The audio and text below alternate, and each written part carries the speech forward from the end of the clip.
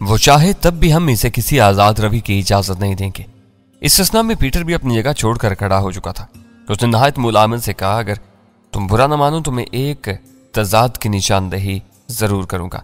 एक तरफ तुम कदामत और मशरिक की रवायात पर कारबंद होने के दावेदार हो और दूसरी तरफ अपनी गर्लफ्रेंड के वजूद का एतराफ कर रहे हो।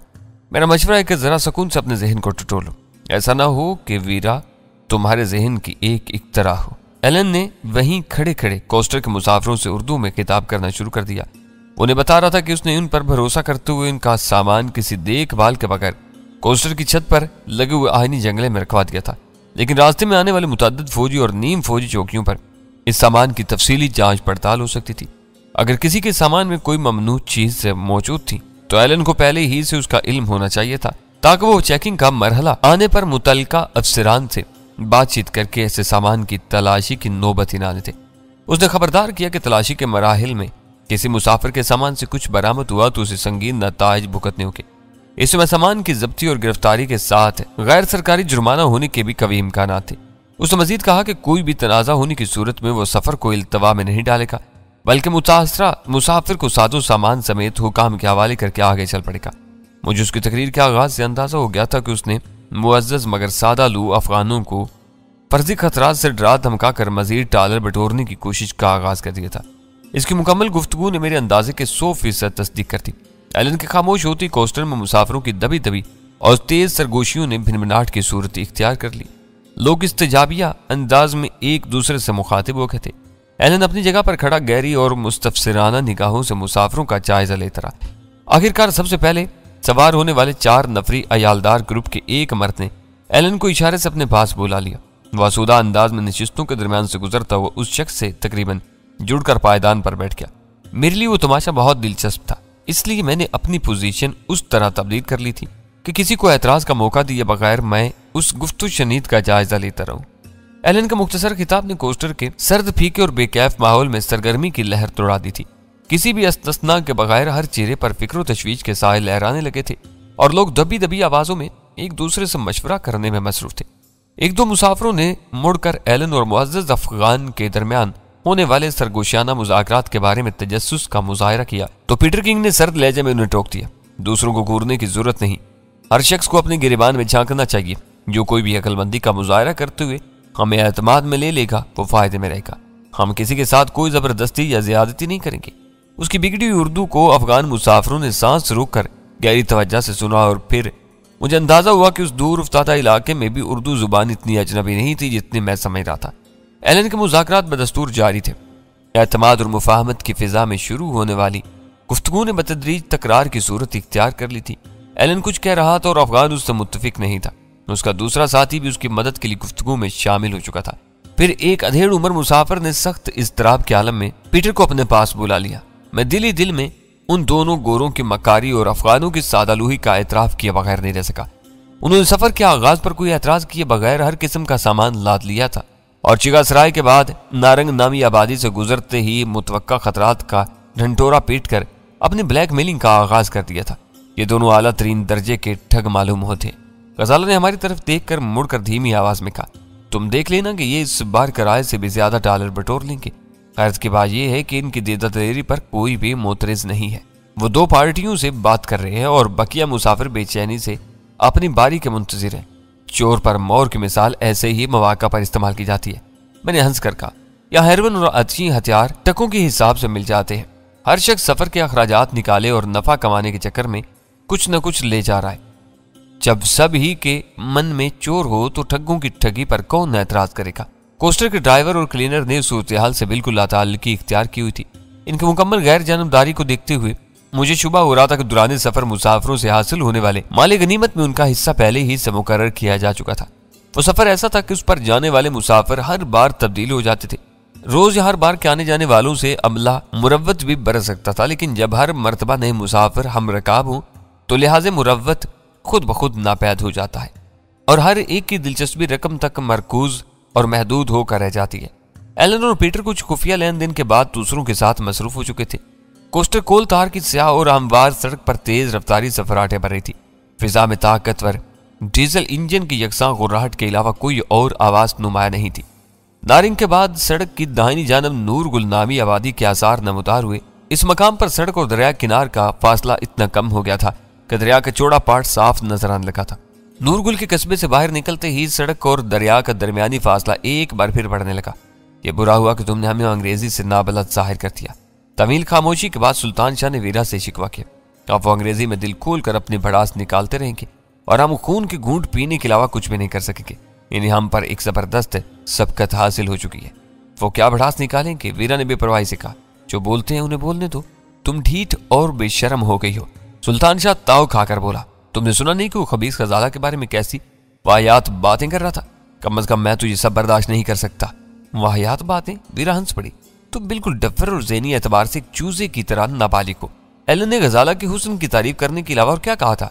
वो ऐसी बातें हैं जो हर जवान जिंदा दिल और सेहतमंद मर्द को किसी भी दुशीजा को देखकर सोचना चाहिए। तुम यकीन करो कि बाज लड़कियां इस कदर दिलकश होती हैं कि मेरा इन सवालियाना अंदाज में लिपट पड़ने को जी चाहता है। अगर एलन ने अपने जहन में पैदा होने वाले ख्यालात को अल्फाज का रूप दे दिया तो इसमें बुरा मानने की क्या बात है? गजाला से पूछ लो, इससे एलन के तबसरे से खुशी हुई होगी। वीरा और सुल्तान शाह की बातों के दौरान ही एलन और पीटर अपनी जगह पर आके, सच बताना कि तुमने इन गधों से कितनी रकम ईंठी है? वीरा ने पूछा। एलन ने पीटर की तरफ झुककर कुछ पूछा, फिर फखरिया लहजे में बोला, $7,000 है। हमारे लिए ये सफर बहुत नफाबख्श साबित होगा। मजे की बात यह है कि ये लोग हमें रकम देकर भी खुश हैं, क्योंकि सरहद अबूर करते ही इनका माल 6 से 10 गुना दाम हासिल करेगा। हमें इस बात की खुशी है कि हमने किसी रिस्क के बगैर माकूल कमाई की है। चौकियों पर थोड़ी बहुत रकम देकर गाड़ी निकलती चली जाएगी। कहीं को खर दिमाग अफसर टकरा गया तो हम उन सबको इसके हवाले करके साफ निकल जाएंगे। इस बदअहदी के लिए ये लोग तुम्हें माफ कर देंगे? वीरा ने हैर से पूछा। मजबूरन माफ करना ही पड़ेगा, वो मानी खेज मुस्कुराहट के साथ बोला। इस बार हमारा वापसी का कोई इरादा नहीं है। पाकिस्तान में अपना काम खत्म करके हम यूरोप चले जाएंगे। पाकिस्तान में तुम्हारा क्या काम है? उसके जवाब ने वीरा को मुतजस्सिस कर दिया। बहुत अहम और खुफिया काम है। वो एक एक लफ्ज पर जोर देकर बोला। इस बारे में जुबान खोलने से पहले मैं तुमसे चंद खुली खुली बातें करनी चाहता हूँ। मुझ पर एतमाद करके तुम फायदे में रहोगे। मेरा ख्याल है कि हम खुली खुली बातें ही कर रहे हैं। तुम क्या कहना चाहते हो? तुम्हारी असलियत के बारे में मैं जानना चाहता हूँ। वो बगौर वीरा की तरफ देखते हुए बोला, मेरी असलियत वही है जो तुम जानते हो। रास्ते की मुख्तसर सी शनासाई में मैं अपना शजरा नसब नहीं बता सकती। वो सोच में पड़ गया। चंद लम्हों के लिए खामोशी छा गई, फिर दफातन वो बोला, तुम्हारे नाम का क्या मसला है? ओह, मैं समझ गई। वीरा बेपरवायाना अंदाज में बोली, मेरे साथी ने रवानी में जो दूसरा नाम इस्तेमाल किया था तुम उसकी वजह से उलझन में पड़ गए हो। वो एक गैर अहम सी बात थी। मेरा साथी इसकी वजाहत कर चुका है। तुम इसकी वजाहत कबूल करने में क्या हिचकिचाहट है? वो कोई मामूली नाम नहीं था। इस इलाके में इसकी बहुत ज्यादा अहमियत है। मुझे खुलकर बात करने का मशवरा देकर तुम खुद पहेलियों में बात कर रहे हो। वीरा ने हल्के से तंज के साथ कहा। वीरा के नाम के बारे में तुम्हारे ख्यालात मालूम होने के बाद ही मैं कुछ कह सकूंगी। मेरा ख्याल है कि तुम मेरे कुछ कहे बगैर भी पूरी बात समझ रही हो। वो पुरख्याल अंदाज में बोला, अगर तुम वही हो जो मैं समझ रहा हूं तो हम दोनों एक दूसरे के काम आ सकते हैं। मुझे पाकिस्तान में अपने काम को पाया तकमील तक पहुंचाने के लिए किसी की मदद की जरूरत होगी। मेरा यह काम तुम बखूबी सर अंजाम दे सकोगी। थोड़ी देर के लिए यह फर्ज कर लिया जाए कि मैं वीरा ही हूं तो मुझे इस बात से गहरी दिलचस्पी होगी चिका सराय जैसे दूर उफ्तादा इलाके में मिलने वाला एक अजनबी मेरे बारे में क्या जानता है। वह गहरा सांस लेकर बोला, वीरा एक आम सा नाम है, लेकिन इन इतराफ में पाई जाने वाली वीरा एक ही हो सकती है। इन इलाकों में शी एक मुद्दत से काम कर रही है। पाकिस्तान में शी को मुस्तहकम करने के लिए वीरा लाइड ने बहुत ज्यादा काम किया है और अहम रवाबत कायम की है। कहा जा सकता है कि वीरा शी के सरबराह जिमी लाइड की बेटी है। मेरा ख्याल है कि तुमको ताउन की राह पर लाने के लिए इतने इशारे काफी हैं। तुम यकीन करो कि तुम्हारा इतराफ सुनकर मुझे दिली मुसर्रत होगी। मैं सोच भी नहीं सकता था कि तेरे जमीन दुनिया की एक तहलका खेज हस्ती मुझे यूं अचानक मिल जाएगी। वीरा चंद लम्हों तक उसकी तरफ देखकर पुरकशिश अंदाज में मुस्कुराती रही। इस मोड़ पर मैं उसे मशवरा देना चाहता था कि वो हकीकत का एतराफ कर ले ताकि एलन के अज़ाइम खुलकर सामने आ सके। मेरे लिए ये बात हैरान कुन थी कि चिंगारियों के चुंगल से निकलते एक पुरस्रार गैर मुल्की हमसे अटक रहा था। शी जिमी लाइड और वीरा के हवाले से उसने जो कुछ कहा वो ये साबित करने के लिए बहुत काफी था कि वो खुद भी बैनुल अक़वामी ज़ेरे ज़मीन तंजीमों से गहरा ताल्लुक रखता था। अगर उसने किसी खास मकसद से पाकिस्तान का रुख किया था तो हमारे लिए उसके अज़ाइम से वाकिफ होना जरूरी हो गया था। इस हैरान कुन और दिलचस्प सूरत हाल में उसके इरादों से वाकिफ होने के बाद हम अपने लिए कोई मुअस्सर लाहे अमल तैयार कर सकते थे। मगर दुश्वारी ये आन पड़ी थी कि एलन और पीटर की दानिस्त में हम तीनों अंग्रेजी जुबान से नावाकिफ थे और वो दोनों उर्दू बखूबी समझ लेते थे। इस वजह से मैं मुदाखलत करते हुए वीरा को कोई मशवरा नहीं दे सकता था। मेरी और वीरा की मुफाहमत की एक बड़ी वजह यह थी कि वो भी हर मसला का इसी अंदाज में तजिया करती थी जिस तरह मेरा जहन काम करता था।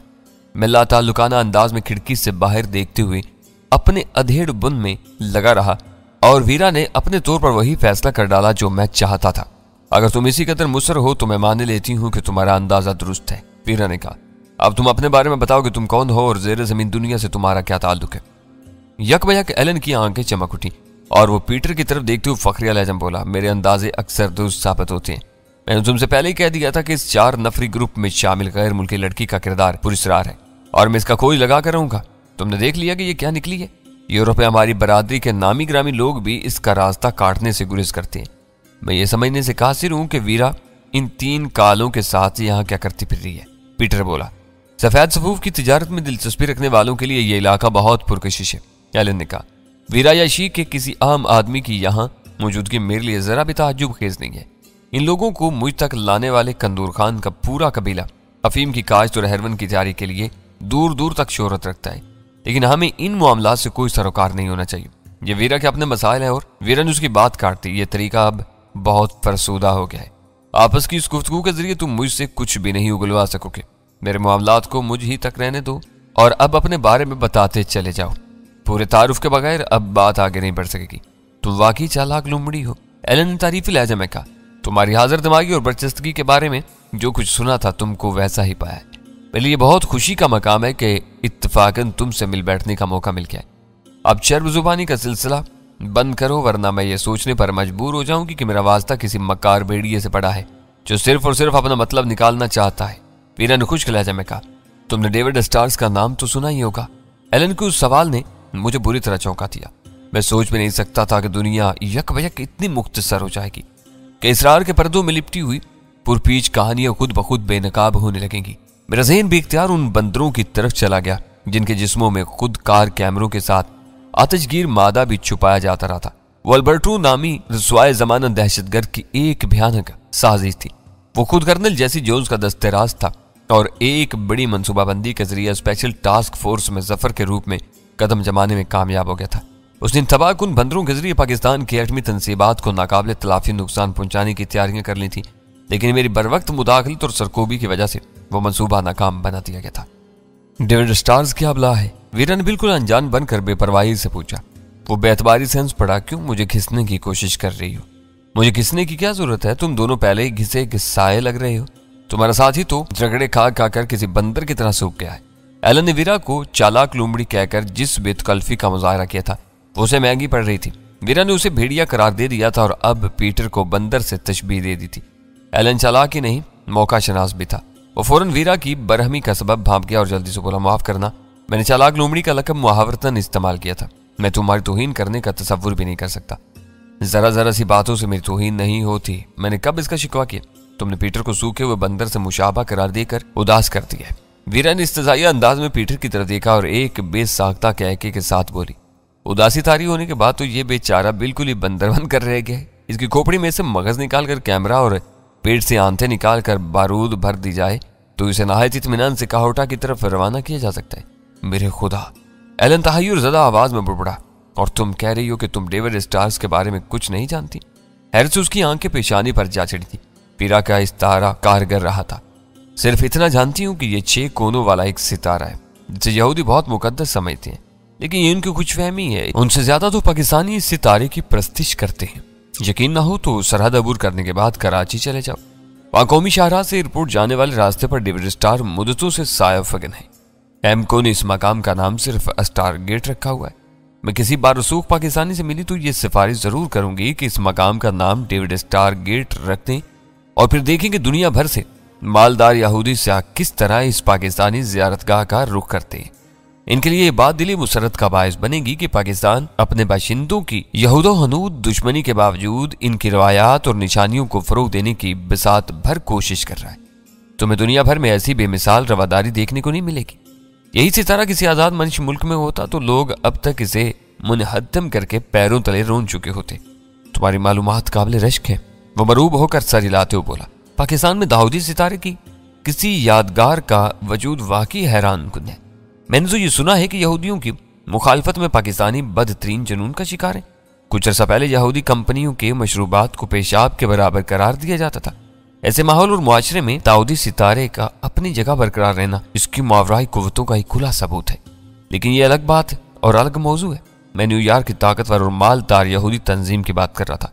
तुम यकीनन उनके बारे में बहुत कुछ जानती हो, वरना खुफिया कैमरों और बारूदी मादे से लैस बंदरों का हवाला हरगिज नहीं देती। मेरी मालूमात के तजस्सुस में पड़े बगैर तुम अपनी कहानी शुरू कर दो, फिर मुझे बाहर फैले हुए कुदरती नज़ारों से माजूज होने दो। मैं क्या जानती और क्या नहीं जानती ये मेरा मसला है। तुम्हें इन फजूल बातों पर अपना सर नहीं कपाना चाहिए। तुमको मुज़ाकरात से दिलचस्पी हो तो फिर ये भी भूल जाओ कि मेरा नाम वीरा है। मैं तुम्हें यही बताना चाह रहा था कि मैं डेविड स्टार के लिए काम कर रहा हूँ, वसुरात के साथ बोला। मेरा ख्याल है कि मुझे इसका तारुफ करवाने की जरूरत नहीं है। इन लोगों के बारे में तुम मुझसे ज्यादा जानती हो। इन बदमाशों से तुम्हारा क्या ताल्लुक है? वीरा ने सफाकाना बेरहमी के साथ सवाल किया। पैसे के अलावा और क्या ताल्लुक हो सकता है? वो फीकी सी हंसी के साथ बोला। हम मैदान में काम करने वाले लोग हैं, वो हमें मुंह मांगा मुआवजा देते हैं, इसलिए हम उनकी खातिर दुनिया भर की खाक चांदते फिरते हैं। असल मसला यह है कि डेविड स्टार वालों के 2 आदमी पाकिस्तान पहुंचने के बाद लापता हो गए। पहले हमें उनका सुराग लगाना है। वो दोनों बिल जोन्स और पाल होंगे। वीरा नाहज सरसरी लहजे में कहा। तो मेरी यकीन दहानी पर तस्दीक कर दो कि वो दोनों मारे जा चुके हैं। बिल जोन्स कर्नल जैसी जोन्स का बेटा था, इसलिए उसे हकायक पर पूरा अबूर हासिल था। वो जो कुछ कहता रहा था वो हकायक की दुनिया से बहुत दूर नहीं था। मेरी मालूमात के मुताबिक वो पाकिस्तान पहुंचने के चंद ही घंटों बाद जहन्नुम वासिल हो गए थे। एलन की हैरत में इजाफा होता जा रहा था। तुम्हारी मालूमात काबिले रश्क है वाकई। इनके नाम मिल जोन्स और पाल ही थे। हमें कराची पहुंचकर उनका खोज लगाना था। मुझे यकीन नहीं आ रहा कि वो दोनों पाकिस्तान पहुंचते मारे गए होंगे। बंदरों वाले मंसूबे की नाकामी के बाद उन्हें एक मुतबादल मंसूबा देकर भेजा गया था। इसका मतलब यह हुआ कि वो मुतबादल मंसूबा भी नाकामी का शिकार हो चुका है। तुम अभी तक इशारों में बात कर रहे हो, वीरा बरहमी का मुजाहरा करते हुए बोली। मुझे ये भी मालूम है कि बिल जोन्स किस मुतबादल मंसूबे के साथ आया था। परिंदों के जरिए तबाही नाजिल करने का मामला शुरू ही नहीं हो सका। वो खालिस बारूदी बमों के क्रेट वसूल करने से पहले ही मौत का शिकार हो गया था। यह खबर बहुत तशवीशनाक है। तुमने अपनी मालूमात के सहारे मेरा काम बहुत आसान कर दिया है। तुम्हें इतना कुछ मालूम है तो ये भी मालूम होगा कि इन दोनों को हलाक करने में कौन लोग मुलव्विस थे। ऐसे कामों में कोई खुलकर सामने नहीं आता। लाशें एक वीराने से दस्तयाब हुई थी। एक अजनबी मुल्क में बाहर से आने वालों की किसी से दुश्मनी नहीं होती। इनके साथ जो कुछ हुआ है इससे यह अंदाजा लगाना मुश्किल नहीं है कि किसी वजह से पाकिस्तानी एजेंसियों को इन पर शुबा हो गया था और इन्होंने सरकारी सतह पर तहकीक व तफ्तीश के बखेड़ों में पड़ने के बजाय उनका पत्ता ही साफ कर दिया। जैसे जोन्स के लिए यह खबर अंदरनाक साबित होगी।